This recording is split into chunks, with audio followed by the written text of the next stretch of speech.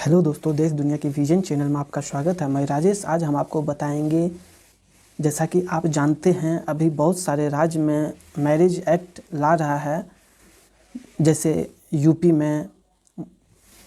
Government में BJP सरकार जो है वहाँ पे मैरिज एक्ट ला रही है। क्या है ये मैरिज एक्ट और इससे क्या क्या दिक्कत हो सकती है उसके बारे में हम जानते हैं। स्पेशल मैरिज एक्ट के तहत होने वाली शादी हुई आसान। ये कहने में आसान है लेकिन दिक्कत कहाँ कहाँ आती है वो हम देखते हैं इस वीडियो के माध्यम से। फ़र्ज कीजिए कि दो लोगों की को शादी करनी हो और वे अलग अलग मजहब से ताल्लुकात रखते हों तो वे क्या करेंगे? घर वालों को मनाएंगे या फिर स्पेशल मैरिज एक्ट के तहत मैरिज ऑफिस के पास जाकर शादी के लिए अर्जी देंगे? कानून के अनुसार ये अर्जी उन्हें शादी की तारीख से कम महीने भर पहले देनी होती है। लेकिन बात इतनी आसान होती तो रेशमा और राजू यानी बदला हुआ नाम को इलाहाबाद हाईकोर्ट की शरण में नहीं जाना पड़ता। दरअसल स्पेशल मैरिज एक्ट ही ये कहता है कि मैरिज ऑफिसर इस अर्जी को नोटिस की शक्ल में सरकारी दफ्तर के नोटिस बोर्ड पर चस्पा करे, यानी छुपाकर शादी करने के लिए आने वाले जोड़ों का गुपचुप शादी करने का मकसद यहाँ नहीं पूरा हो पाता। वैसे लोग जो दूसरी जगह पर जाकर शादी करते हैं, इस कानून के अनुसार उनके होम टाउन के मैरिज ऑफिस के दफ्तर में ये नोटिस लगाए जाएंगे। इस प्रक्रिया का पालन नहीं करने पर मैरिज ऑफिसर को 1 साल तक के जेल की सज़ा हो सकती है। लेकिन इलाहाबाद हाईकोर्ट ने एक ताज़ा फैसले के बाद हालात बदलेंगे और रेहाना और राजू जैसे जोड़ों की शादी करने के लिए ऐसी किसी सार्वजनिक नोटिस की बाधा से नहीं गुजरना होगा। इलाहाबाद हाईकोर्ट ने क्या कहा उसके बारे में जानते हैं। जस्टिस विवेक चौधरी की एकल पीठ ने इस मामले में फैसला देते हुए कहा, अगर स्पेशल मैरिज एक्ट से शादी करने की इच्छा रखने वाले अपने पार्टनर के बारे में और जानकारी लेना चाहते हैं तो वे सेक्शन 6 का इस्तेमाल करते हुए अपनी मर्जी से नोटिस लगवाने का विकल्प चुन सकते हैं। ये उनके मौलिक अधिकार का उल्लंघन नहीं होगा क्योंकि ये उन्होंने अपनी अर्जी से चुना होगा। इसीलिए सेक्शन 6 के तहत नोटिस लगवाना और सेक्शन 7 के तहत आपत्ति आमंत्रित करना शादी के इच्छुक लोगों की अपील पर ही संभव होगा, इसके अलावा नहीं।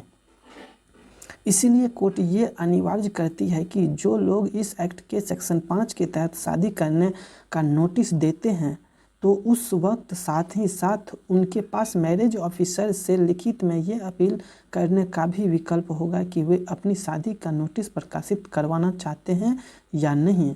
अगर वे प्रकाशित करवाने का कोई लिखित अनुरोध नहीं करते हैं तो मैरिज ऑफिसर उनकी शादी का नोटिस ना तो प्रकाशित करेगा और ना उस पर आने वाली आपत्ति का संज्ञान लेगा। हालांकि मैरिज ऑफिसर को स्पेशल मैरिज एक्ट के तहत शादी करवाने से पहले दोनों पक्षों की पहचान, उम्र, जमाबंदी और पात्रता सत्यापित करने का अधिकार है। अगर उसे कोई शक हो तो वह जानकारी और सबूत मांग सकता है। रेशमा और राजू की कहानी। इस मामले में रेशमा ने राजू की मदद से कोर्ट को बताया कि उसने हिंदू रीति रिवाज के अनुसार हिंदू धर्म अपना लिया है, लेकिन उनके पिता उसे उसके पति के साथ नहीं रहने दे रहे हैं। रेशमा ने अपनी याचिका में कहा कि वे दोनों बालिग हैं, दोनों ने अपनी मर्जी से शादी की है और दोनों एक दूसरे के साथ रहना चाहते हैं। इसीलिए पिता का उसे अपनी निगरानी में रखना गैर कानूनी है। कोर्ट के सामने बुलाए जाने पर रेशमा ने ये बातें बताई और कहा कि वो अपने पति के साथ रहना चाहती है। हालांकि अदालत के सामने रेशमा के पिता ने भी ये बात कही कि उनकी बेटी बालिग हो गई है और उसने अपनी मर्जी से शादी कर ली है और वे रेशमा के फैसले को मंजूर करते हैं।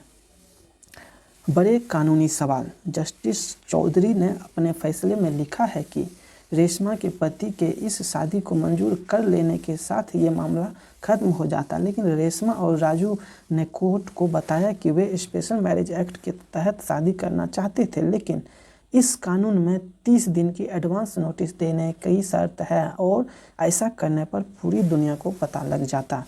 राजू और रेशमा का कहना था कि ऐसे नोटिस से उनकी प्राइवेसी का हनन होता और इससे उनकी शादी पर गैर जरूरी सामाजिक दबाव पड़ता। इन दोनों का ये भी कहना था कि उनकी जैसी स्थितियों में शादी करने की इच्छा रखने वाले लोगों को अपनी पसंद का जीवन साथी चुनने में दिक्कत आती है।